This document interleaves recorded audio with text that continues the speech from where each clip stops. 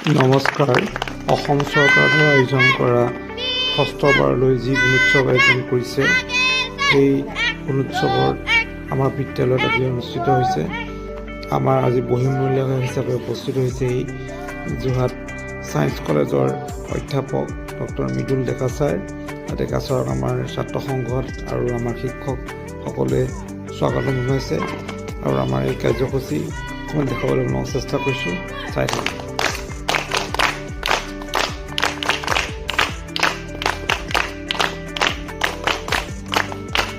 ছাৰক আমি এই সুযোগতে এখন সম্বৰ্ধনা পত্ৰ আৰু গামোচা আৰু কিতাপৰ দিবলৈ আমি সম্বৰ্ধনা জ্ঞাপন কৰিছোঁ।